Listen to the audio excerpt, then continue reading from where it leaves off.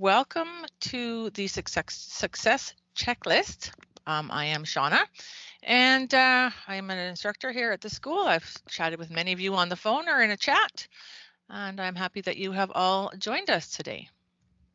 So the most important thing that you can do to help yourself become a better medical transcriptionist is to become familiar with your account specifics and keep them handy and refer to them as often as possible. Okay. The account specifics for anyone that's just getting started in the course are the blueprints for formatting reports. Okay. The better you get at deciphering them and understanding them, the better your reports are going to appear. You'll notice that a lot of errors you have show up as protocol errors, and that's something that goes against the account specifics. So the more you review your account specifics, have them handy, review them as often as possible, ask questions if you're not sure why something is done the way that it is done. Anyone that's attended a Q&A session with me on a Friday knows how much I harp on the account specifics, and I will probably mention it again at the end of this webinar because they are that important. Okay. There are 3 places that you can find them in your course material. You can find them. There is a resources box in Warp, which is right beside the audio box, which will give you a link for every report that you're in to access your account specifics. Okay. They are also in the overview section of the course material. If you go to your main course page and click on overview, you will find a link to the account specifics. And they are also in the frequently asked questions section of the course. You can download them, save them to your computer. You can print them out and keep them handy, make notes, highlight them, whatever works for you. Just make sure that you're referring to the account specifics. For anyone that's new to the course or just starting, hasn't made it there yet, we start using the account specifics in the body as a whole chapter. And until you get to that chapter, we don't focus too much on the formatting. We're more looking at practicing your, transcribing technique, listening and typing at the same time. So you'll be surprised at how quickly these rules become habit as you refer to them and use them more and more. You'll also notice that your scores will increase as you start reducing costly 1.5 points protocol errors, because each protocol error is a 1.5 deduction. Reducing errors like not capitalizing the brand name drugs or not expanding an abbreviation that represents a disease in the diagnosis, impression, or assessment sections can really help bring up your scores. Okay, and again, these are considered the blueprint for formatting the reports, and I strongly encourage frequent review of your account specifics. Okay, check your spelling errors. There are some. You got to check the spelling of any word you're not 100% certain of. There's some good reputable websites out there, such as dictionary.com or the Merriam-Webster Dictionary. And sometimes if you're not quite sure what's being said, if you type what you think you hear into Google, or even Google MT, which is Google for Medical Transcription, will start you in the right direction. Okay, you can also refer to past reports for similar spelling errors, but that is a very important. We do want to focus on our spelling and make sure that we're producing an accurate report with properly spelled words. There are a lot of sound-alike words out there. There is a great list in the appendix of the Book of Style that cover a lot of the words that you'll hear in medical transcription that sound alike, that we need to make sure that like a spell check will not catch that because it is spelled correctly, but we have to make sure that it's used in the correct context. Okay, one example that we've come across before is discrete. Okay, discrete, you say it's exactly the same, however it means 2 different things depending on how you're using it. So one example is a judicious reserve in one speech or behavior, and that's spelled with D-I-S-C-R-E-E-T. If you spell it D-I-S-C-R-E-T-E, it means a separate or individually distinct, as in a discrete mass. Okay, so like I said, there is a great list in the Book of Style appendix, so make sure you're looking at that. And there's also a couple great websites I've listed there. I'll give you guys a second to copy them down if you want. You certainly don't have to, but if you want, you can reach out and I can email you those after, or I will put them in the chat after. I just can't do it while I'm presenting, okay? So those are a couple of really good websites that we can use for looking up sound-alike words, okay? Again, spelling is very important to producing an accurate report. Excuse me. Another important thing is making sure that we check the spelling of any medication or dosage we are not familiar with. My favorite website is drugs.com. It is not the only website out there. There are other ones listed in the FAQ section of the course under your MT resources. This is the one I go to. I like it because you can search by drug name, by the starting letter, by the treatment, the condition, the class. There are so many different ways to search. You can do a wildcard search. You can do phonetic searches. Once you get to know how to use drugs.com, it is super user friendly.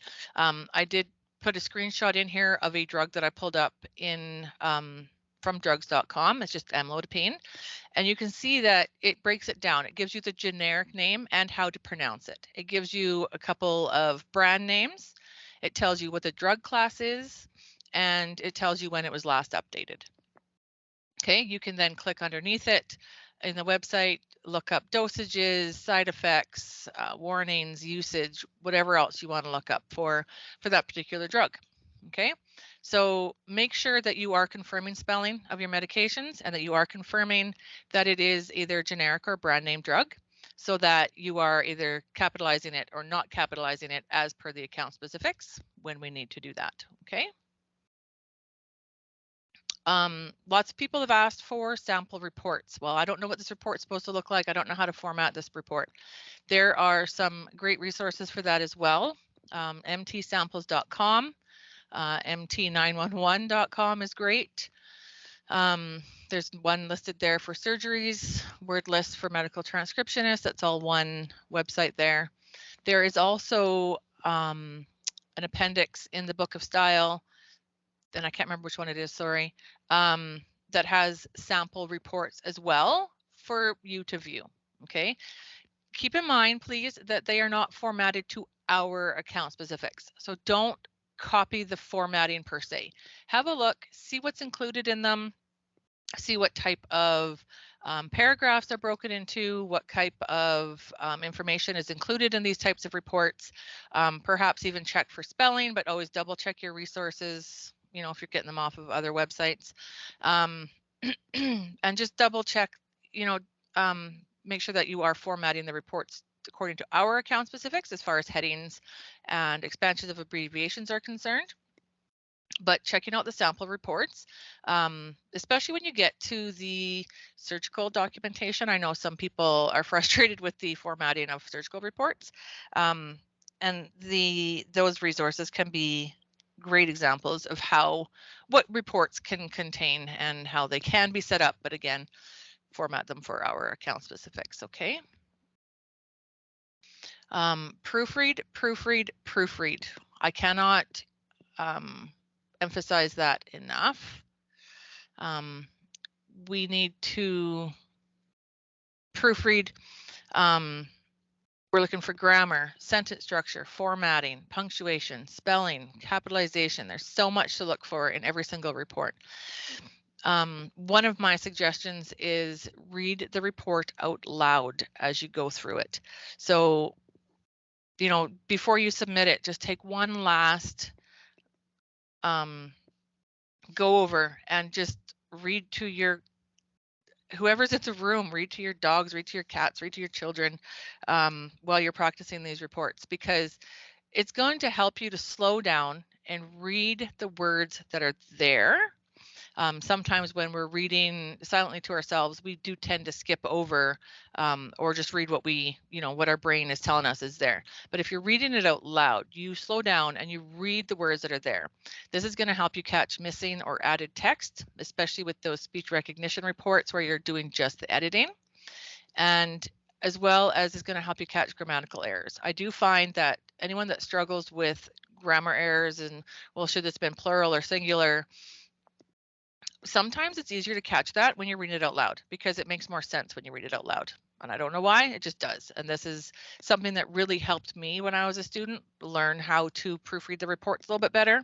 So definitely take the time to do one last pass over that report and read it out loud to yourself. And you might be surprised at, even if you catch one error in your report, that's one last point that you're going to lose on that report. And maybe one more error that you don't repeat going forward in the next report. Okay. There are some fabulous webinars on the forum. You can click on the forum tab in the course and type webinar in the search bar, and you'll see the list of webinars for each year. Click on that year and you'll see the list of webinars done. You'll find a great list of topics from punctuation, research, acceptable variations, self-grading, and so many more. I believe that I think there's 2 years on the forum, and there's many more available on the CanScribe YouTube channel. If you go to the forum and your login does not work, please reach out to Student Services and they can help you with that issue. These webinars, we do spend a great deal of time putting them together, and we really want to do webinars that the students want to see. Okay, we want to present something for our students that they want to see, something that's going to help them. So we're always looking for ideas. What do you want to see a webinar on? What's going to help you in the course? So please reach out, send us an email, give us an idea of what our next webinar could be regarding, okay? Or if you want to see one that's updated, say you watch one from a couple years ago and you're like, yeah, some information's changed, maybe we should update that one. Send us an email on that. And we do the webinars. There's one every 2 weeks on Wednesdays at this time. So, if there's one that you really want to see or would like to see updated, please send us an email. These are all recorded sessions. So if you happen to miss the one that you want to see, feel free to check the forums. They usually take about a week to get uploaded. They'll be on the forums and they will be on the Transcribe YouTube channel as well within a week, and you can watch it then. Okay. Hearing troubles. Many students have had great success with the sound quality using a program called the FX Sound Enhancer. Okay. If you want more details on this, you can send us an email or let us know. What it is a 1-week free trial, and it's like an audio equalizer for your computer. It allows you to adjust treble and bass and a few other things on there. If you decide that you think it's making a difference in your transcriptions and you think you're hearing it better, Student Services does have a coupon for 10% off, and you can reach out to them. But reach out to the instructors first for the link to that. Many students have come back and said that, yeah, it makes a huge difference. I've never used it, but I've heard great things about it. The other thing to help with reports too is just maybe a different headset. Everybody hears differently. Everyone has different comfort levels. I wear glasses, so I do prefer a headset that has good padding on it, so that is not pressing my ears into my glasses, which can make all the difference when you're sitting at a desk and transcribing for 5 or 6 hours at a time. If you're going to be doing this and this is going to be your career, it is sometimes a good idea to make that investment into a really comfortable headset, even noise canceling, that can make the difference in how you hear the reports and what you hear in the reports. Not always going to change the audio on their end, but it is going to help on your end to what you hear. Okay. So that's a tip there. Always know that you're doing your best. Sometimes you just have to accept that you've done what you can and move on. Okay, please don't spend hours trying to finish a report. Sometimes using those blanks are necessary. And if we need to leave a blank, make sure you refer to the account specifics for how to properly format a blank. And then before you submit that report, don't try and spend more than 5 to 7 minutes trying to fill in a blank. If you can't hear what's being said because it's mumbled or there's background noise or something's covering it, listening to it multiple times isn't really going to help. The best advice is to just leave the blank and then review your answer key when you come back, when you get the answer key back, so that you can see. It makes me sad when I hear that students have spent 3 hours on a 3-minute report. It's not going to get any clearer, right? Listening to it multiple times isn't going to make it clearer if you're not sure what's being said. So leave the blanks where you have to, and then do your best to fill it in with your searches and your researches. And then if you can't fill it in, move on to the next one, do the same thing, and then just review your answer key when you get it back. Okay. Don't be hard on yourself for making mistakes. This course is set up so that you learn from each report. So you fill in your report, do the best you can, review it. The only real mistake is the one from which we learn nothing. So you want to learn going forward. So, okay, you didn't get that one. That report was not formatted 100% correctly. Why not? Learn from that, move on, carry that tip that you created for yourself, the learning resource that you have for yourself. Now you know this medication name, or now you know that this is a protocol error, or you know that this is a spelling mistake. Take that and use it in the upcoming reports so that you are learning from each report something and carrying it forward into your next ones. Okay. One of the other most important things besides the account specifics is reviewing your answer keys. So one of the best tips is listening to the audio while following along with the answer key. So you can select between differences, student key, and answer key when you are viewing your merged reports. And this is really going to help to fine-tune your listening ear. So when you're listening to the audio and following along with the answer key, that's going to help to tune your ear to that dictator. It's going to help you figure out, okay, this is how they start saying that word, or this is how this dictator says that medication. Everyone has their own different accents or way of saying things. So that you're going to find that helps if you listen to all of the reports. Okay. There are 3 types of reports in this course: required self-grading and optional self-grading. You should be reviewing all of the answer keys, the required self-grading for sure, because you're to be marking them, and the optional self-grading, if for nothing else, just to listen to the audio while following along with the answer key and reviewing any blanks that you left or any medications or medical words that you spelled incorrectly. Okay.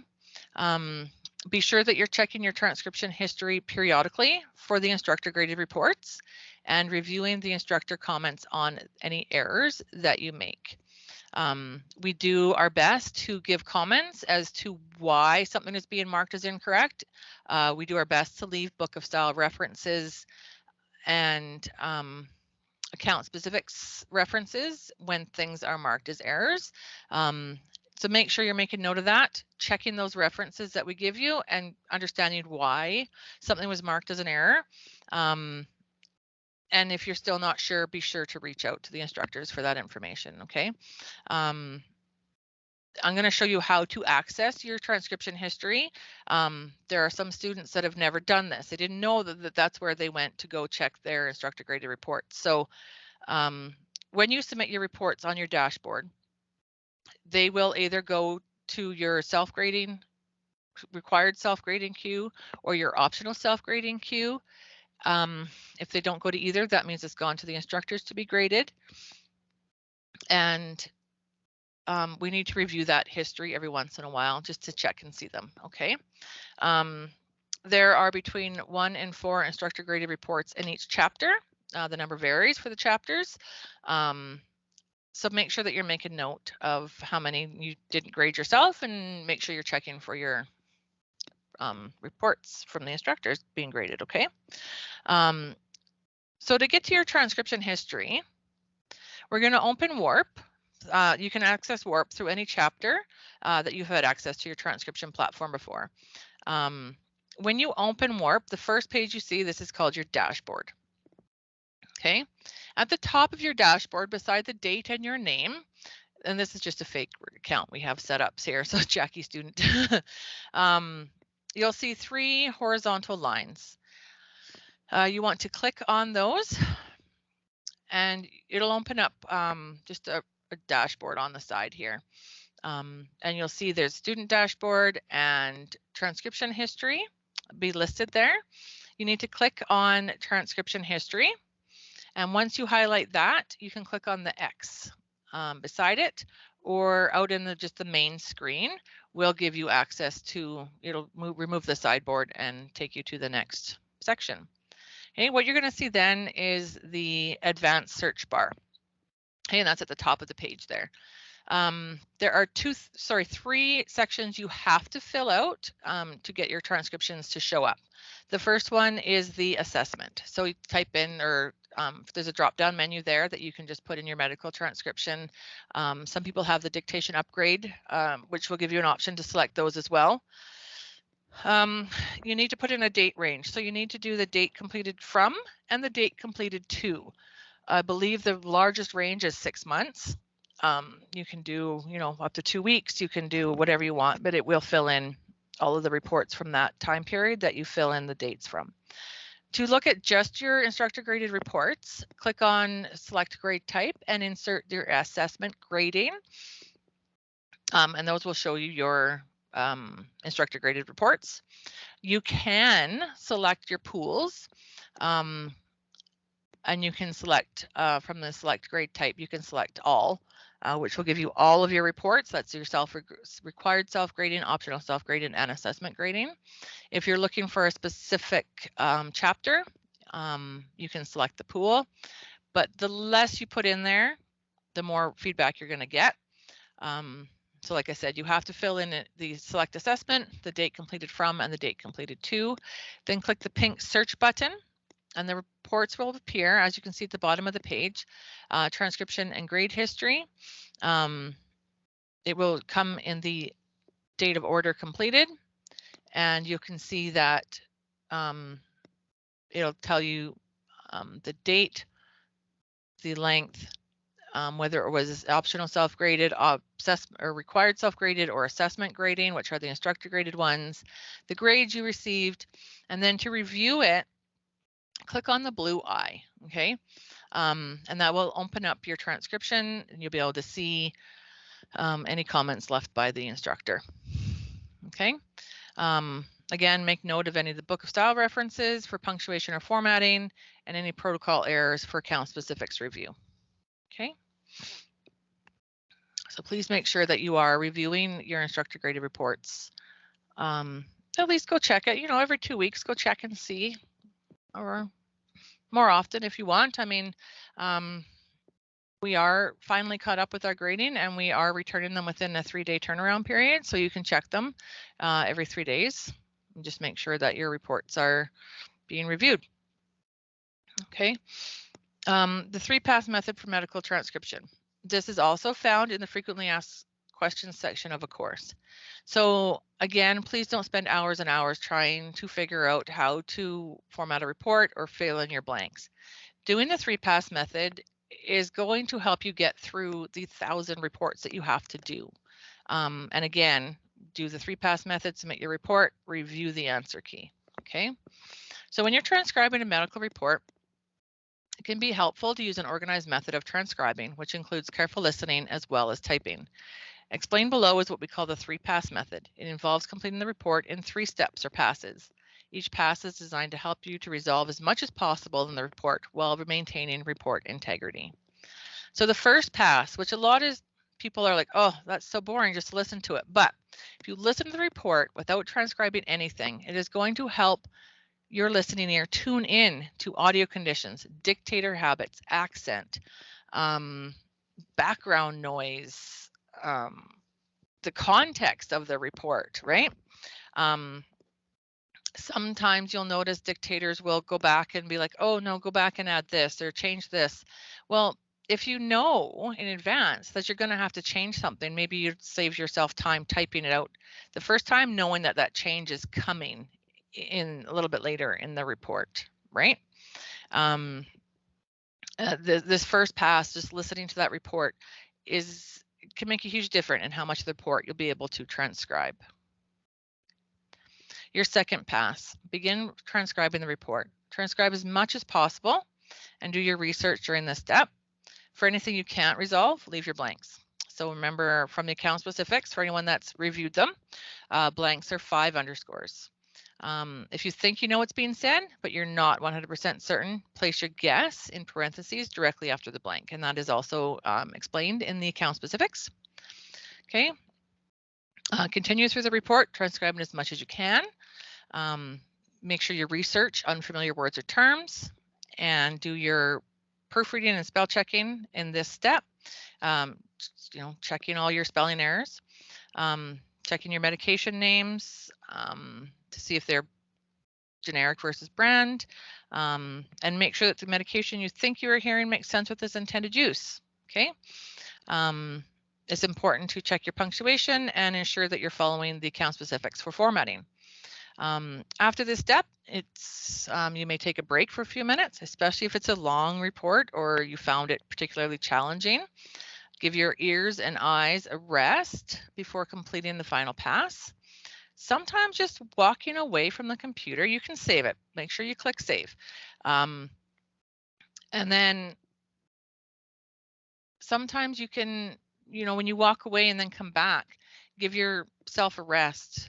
Go get a drink of water, go outside, get some fresh air. Sometimes you'll be able to pick up something that you missed before. To be amazed at what you can pick up if you just take a break from a hard report. Okay, and then the third pass. Before submitting the report, listen through the audio again while proofreading. Check for the 3 C's. Make sure that check the report for continuity, which refers to connecting comments and thoughts. If you miss something in the report, it will often be repeated somewhere else.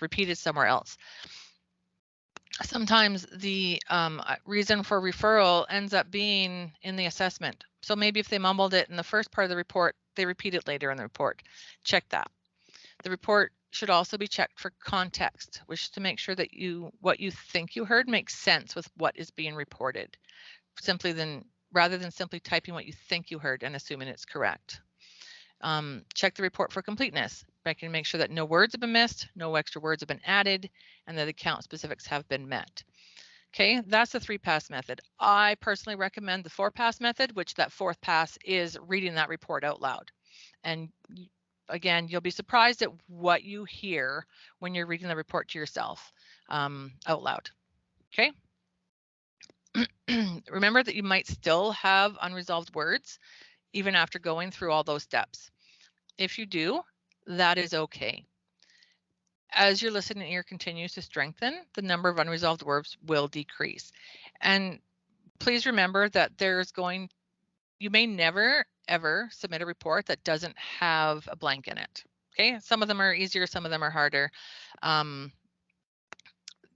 You can use those blanks. That's what they're there for. We use them in the work world. We use them in the course. Don't feel that you can't leave blanks in the reports, but use them for major medical words, critical errors, medications that you're not sure of. Don't use the blanks. Take your chances with the small little words like is and of and the. They're very minor little things that sometimes maybe we can't pick up, but use those blanks to cover yourself for medications you can't verify, spelling you can't confirm, something like that. Okay. Then after you're done all this, submit your report. Do not spend any hours on any one report. Now, that being said, it might take you an hour to transcribe a 10-minute report that you are starting from scratch. And that's acceptable, but please don't spend an hour on a 3-minute report, okay, or a 2-minute report. Do the best you can and move on. And again, the final recommendation is that once you've received that edited report, take the time to follow along with the audio to identify any resolved or corrected words. Visually identifying the word while at the same time hearing it will help to further develop your listening ear. Note any changes and new terminology and move on to the next report. This may seem like a lot, okay? Listen to the report 4 different times, really. But once you get into the habit of doing it, it'll become second nature and you'll be able to perform it quickly and efficiently, and it won't take you as long. And I can tell you from experience that I did this when I was in the course and it definitely made a difference. Okay. Now, some of these steps are repeated in these harder to understand dictations because we do understand some dictations are harder to hear. Dr. mumbles, he's got an accent. For whatever reason, they're just harder. Okay, they're about a topic you're not quite sure you're hearing. So for those reports, again, the FX sound enhancer can come in handy. But yeah, listen to the entire report without typing anything at all. Listen again while you type what you hear and leave blanks for what you can't. Adjusting the speed control can help you. In the audio box, you can drag the slider and adjust the how fast or slow the dictator speaks, as well as the volume, right? How loud they're speaking. Sometimes, as backwards as it might sound, speeding up the audio actually makes it hear better, and not by a lot, but if you go to slowing it down can make it slurred and not always going to help. But if you make it go a little bit faster, say 1.1 or 1.2, you might actually pick up what they've actually said. Give it a try. It's not going to work for every report. And again, leave your blanks. Okay. Use Google and Google MT. Make sure if you're using Google that you're verifying spelling, because Google will come up with multiple different spellings for different things. So make sure that you are double checking on that. Google MT is Google for medical transcription. I do find that you do get more medically relevant responses than you do in a straight Google search, but give it a try. mtdictionary.com and onelook.com are great websites. You can use wildcards and put in the parts of the word that you can hear. Okay. If you don't know what I mean by wildcards, is you can put in like an asterisk for the letters that you don't hear. And some of those websites will let you do a phonetic search as well, which can be helpful. But there is a webinar on researching that I'll point out on the next slide. Make sure you're paying attention to the context around the missing words. If you are transcribing the physical exam and you hear blood pressure, heart rate, and another word, think of what he might be saying. Weight or temperature might be logical words that might be dictated in that section. Okay, but never transcribe what you think you hear. It's better to leave a blank than type something incorrectly and receive an error if it's an instructor graded report. Okay. You may find it helpful to look up sample reports. mtsamples.com and Transcription 411 are great sites. Again, there's also sample reports in the appendix of the Book of Style. Okay. Don't forget to refer to the reports you've completed in past chapters or even that chapter. Although most reports are just even slightly different, some of these same information could be relayed, could be a report by the same dictator that's going to help you figure out what is being said and help you fill in that blank. Okay. There's a great webinar, Filling in the Blanks, and I'm sorry I didn't look up when it was done. I believe it was done early in 2021. I know I did it. I just don't remember when I did it. There are two actually. One was done by Lori and one was done by me. It's kind of a part 1, part 2. But there's some great information in there on ways to use wildcards, how to fill in some of those blanks, okay? And again, don't spend hours trying to finish a report. Blanks are necessary. Spend more than 5 to 7 minutes on a blank. And then again, listen to the report when you get it back and follow along with the answer key. Okay, I know I've repeated myself several times, but these things are really going to help you. Okay, so self-grading. Okay, we have to grade the optional, or sorry, we have to grade the required self-graded reports. So you're going to see that in each chapter, about half are required self-grading and the other half are optional self-grading. Okay, why do we have to grade our own reports? I hear this from many students.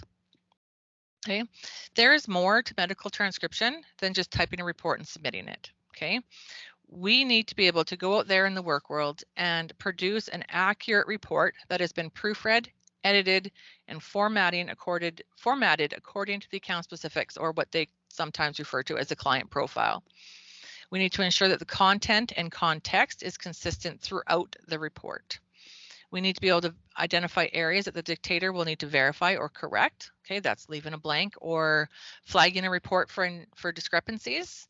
Did they say the right bone? Did they say the right leg? Did they say the proper operation? This is the information that is important for us to verify, that we need to make sure that what we're transcribing is what is actually being intended by that dictator. It's not our job to correct the dictator. It is just our job to flag areas that, okay, he meant here, he said left, but then he said right. So which one is it? And we can't know that. Okay, from one simple report, you're getting a snapshot of that patient's medical history, and that's all you're going to get. So if something doesn't make sense, it is our job to flag it and send it back to the dictator. Okay. The best way to do this is to learn from each report you complete throughout the course. It's important to learn how to spot an acceptable variation versus a true error. It is also equally important to know the error categories in order to learn why that error was made and hopefully not repeat it going forward. Okay, there are a lot of acceptable variations in grading. There are a lot of gray areas according to the rules, right? So knowing when you get your reports back and seeing all the different colors on your reports of the green and the purple. All right, is this an acceptable variation? Did that comma need to be there? Is this an acceptable variation in spelling? Is this okay to format this report this way? And that's one of the reasons when you go out there to the work world and you're not getting feedback, there's no answer key to refer to, you need to be able to make sure that your report is as accurate as possible. So learning how to, work your report, format your report before you submit it, the way we teach this is by having you grade those reports. So you can figure out what's an acceptable variation, what's a true error, and why is it an error. And that's where your instructors come in.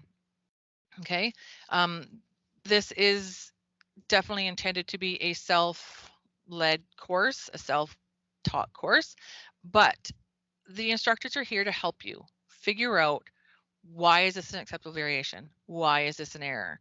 How is this a rule, or where is this rule that I need to know going forward? Okay, so format your reports, do the best that you can in every single report that you work on, following the steps that we went through previously. And then if you're not sure, you're 100%, you're like, I looked it up, I can't find it, contact us. We are here to help you. Okay. I'll get into that a little bit more. I'm getting ahead of myself here.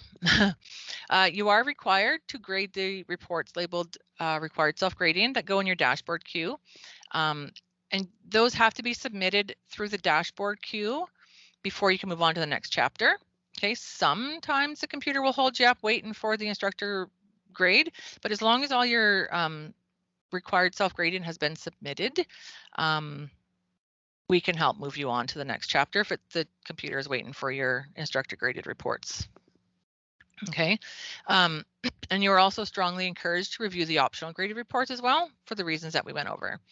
There's a webinar from June 21st, 2021, created by the instructors that I strongly encourage you to watch if you are struggling with self-grading.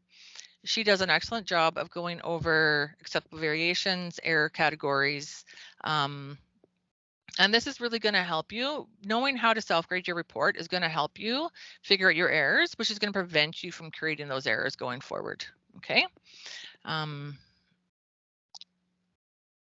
These are the warp grading categories, and I'm not going to go too much into the self-grading because that one webinar from last year covers it all. Okay, but just know the difference that the critical grading rules, those are all worth 3 points. Okay, these are the types of things that you really want to work on making sure you're researching, verifying before you're transcribing it. So any medical word or abbreviation, if you're not clear on that word or that, whether that abbreviation is correct or not, and you can't find it, that's a good reason to leave a blank. Okay. Omitted dictation, anything that's stated by the dictator that we don't transcribe into that report is going to come up as a 3-point error. And that's 3-point deduction for every 4 words that's not dictated or not transcribed. Okay. Medication errors, that's if you put in the wrong medication or spell the medication incorrectly. Medication dose errors. Okay, if they say milligrams, or micrograms and we put milligrams, that is a medication dose error, and that's a 3-point error. Lab values, you want to make sure that you hear those values clear and that you transcribe them properly. If you cannot verify 100% that that's what they said, you're not 100% sure, leave your blank. Critical miscellaneous errors, I can't even think of an example right now, but they are 3-point errors as well. The major errors are 1.5-point deduction, and you'll see that that's where the protocol error falls. The protocol error, again, is anything that goes against the account specifics. One of the account specifics is to format the blank leaving 5 underscores. If you format the blank leaving 3 underscores, that's a protocol error. Okay. Going out there in the work world, when you have a client profile or an account specifics for that client, maybe they want 5 asterisks, maybe they want some other form of just 5 dashes, something, but we have to make sure that we understand what the protocol is for leaving a blank, what the protocol is for expanding abbreviations. So again, the account specifics, promised you I'd bring it up again. The account specifics, that is the protocols. Okay, so if you see protocol failures, it's a 1.5-point deduction for every error that you make based on the account specifics. Okay. Spelling a word, medical word wrong is a 1.5. English word error spelling is 1.5 as well. The minor errors here, they vary between 0.25 and 0.5. So punctuation is 0.25 points. Grammar, tense, English word error, say you missed on.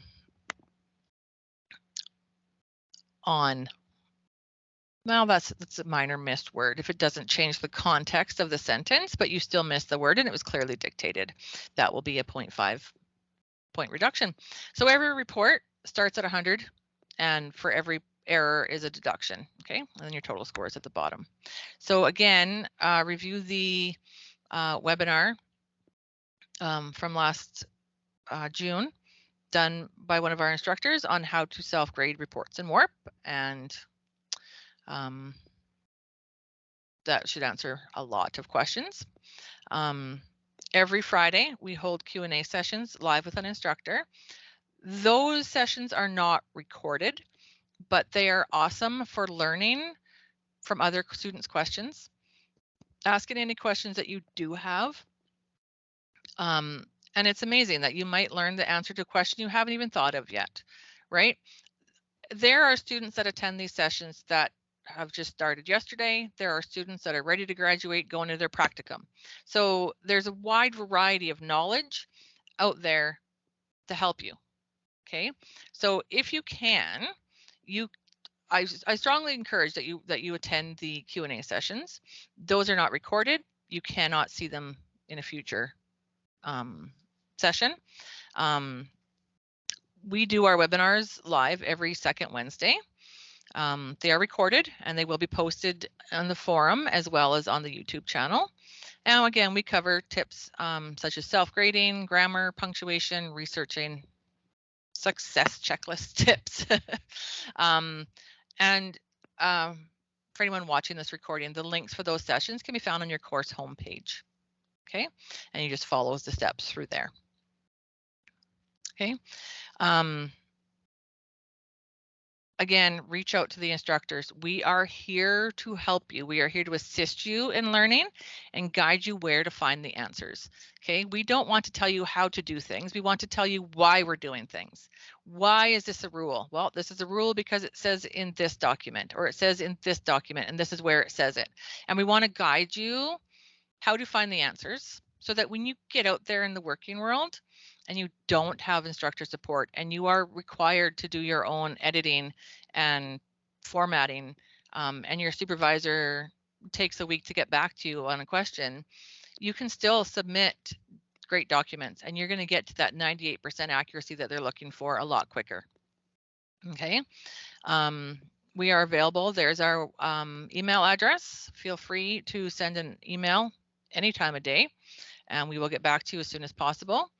We do have a live chat through the support tab on your course homepage. Go through support, click on instructors. I think there's a couple different ones. You can go to admin, student services, IT support, and the instructors. So make sure if you want to speak to an instructor, you click on the instructor support tab. Okay. There's our 1-800 phone number. You can give us a call if we're in a meeting or whatever. You can leave us a voicemail and someone will call you back as soon as we are done our meeting. Our office hours are 6 a.m. to 4:30 p.m. and that's BC time, so that's Pacific time, Mondays through Fridays. Okay. We are here to assist you. Please don't ever feel silly for asking a question, because if you've looked and you can't find it, that's what we're here for. Okay. We want you to reach out and figure out where you're going wrong so that we can help guide you in the right direction. Okay. So that is the end of my presentation. I'm now going to open it up to questions for a couple minutes. If anyone has a question, you can type it in the chat box. I will keep the recording on for the next 10 minutes while we go through some questions. I will also, if I can find them here,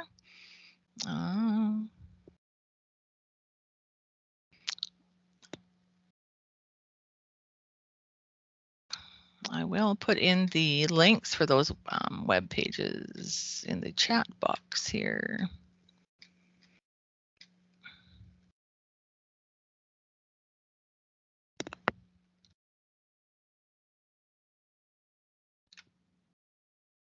There we go.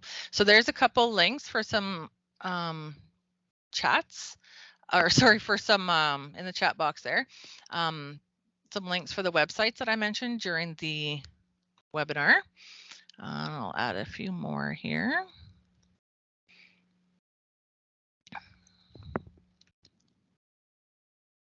Not seeing any questions coming up in the chat box. I hope I covered everything. I know I repeated myself a few times on a few important things, things that I find super important.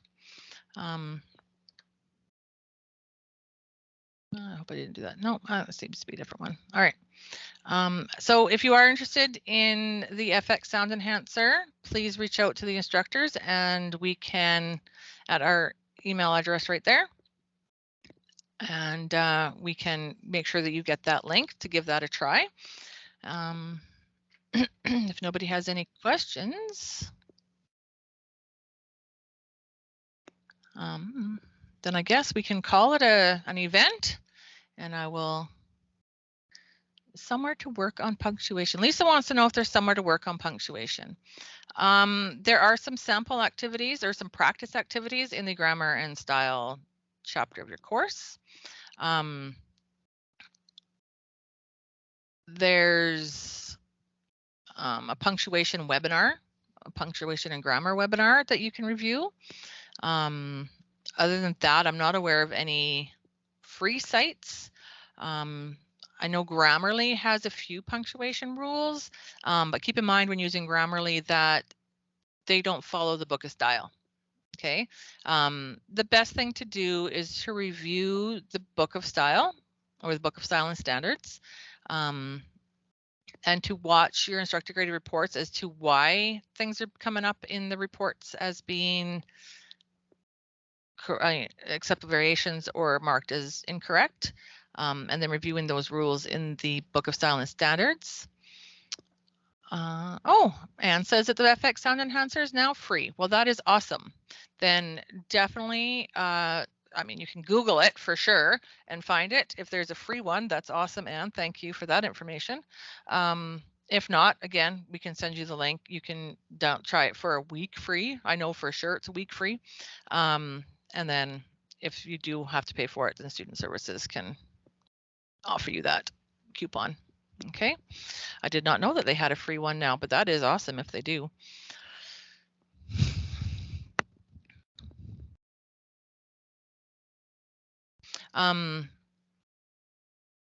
Yeah, the Book of Style and Standards, there is one chapter that is dedicated to punctuation. So that is a good idea to look in there. It can be fairly dry reading though. So again, the grammar and style chapter is a good place to do the practice exercises in there as well. Okay.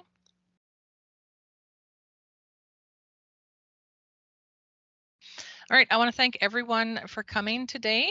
I am going to stop this recording.